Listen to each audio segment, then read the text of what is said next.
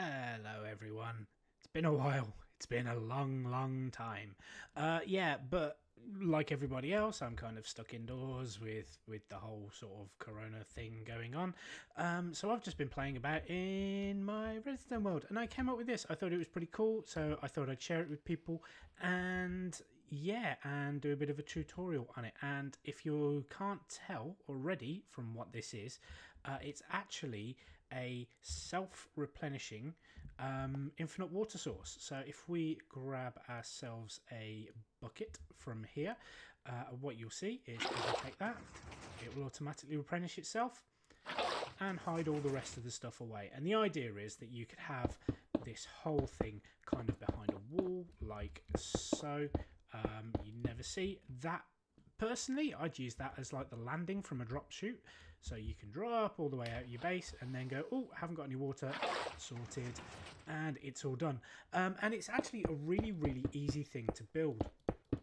So we're going to go through how to make it. It's not the most compact, I will admit that, and I'm sure someone much better at redstone and much smarter than I am will probably come up with a better way of doing it. The good news is, as I said, it's very simple to make, and this is actually everything that we're going to need for it. So if we take all of this out of the chest here, and the first thing that you're going to want to do is decide where you actually want your water source to be. As I said, at the bottom of a drop chute makes most sense, or just in a corner tucked out of the way somewhere, but against a wall, otherwise it looks a bit shit. So what we're going to do is we're going to place down a slab, at the bottom of which we're going to have an observer going into it and a just like a building block of some description underneath. What we're going to do for now is actually remove that slab. We're going to put that in last, and then we're going to put two sticky pistons either side of it. Then what we want to do is have, I'm using quartz, but whatever your flooring material is, we want one of those either side. Then what we're going to do is take the rest of the flooring material. Again, I'm using glass because it's easier to see, but imagine this would be your flooring material. We want to do 3 across the front, so we're going to be standing here. The wall is going to be here. Okay, we want a block either side of those. All of this should already be there. Again, if it's going to be your floor, it should be fine. What we're also going to do is cover up the front 2 sides of the piston as well, because if we have any accidents, we don't want water going everywhere. And we're going to come out one more block on either side like so, and then we're going to take our 5 steps and run all the way along like that. Then what we want is another block there, another block there, and again that's to stop the water from escaping. Then what we want is a sticky piston facing the second or fourth stair there, and we want another sticky piston facing the same one with a solid block in between the two.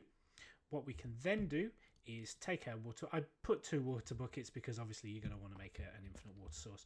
But then what we can do is fill all of these with water like so. Come down to the bottom, and this is actually the retraction part of for these blocks. That's done. That's all done. What we then want to do is come down, and from this block we want a sticky piston facing downwards with a redstone block on the face like so. Then we want to come down another 2 blocks, come out 1 block away from the actual main room with a repeater running into a sticky piston. That doesn't need to be a sticky piston, that can be a standard piston.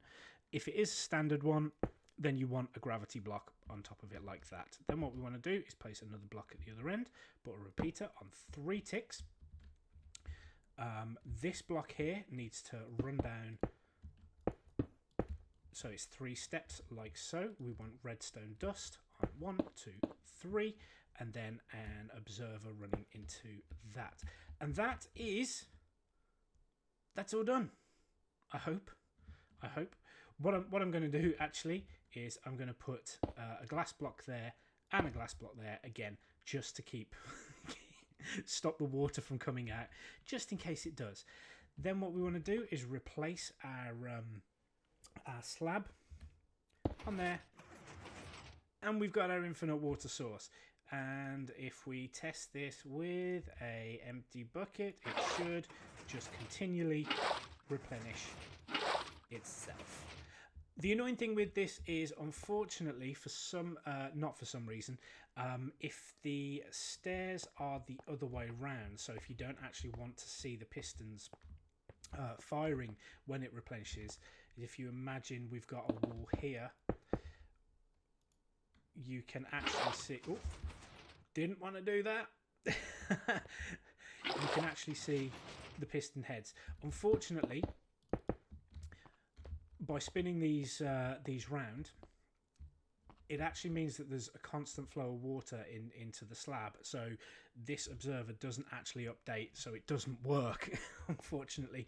But yeah, nice and easy. Like I said, it's a very small number of resources actually needed.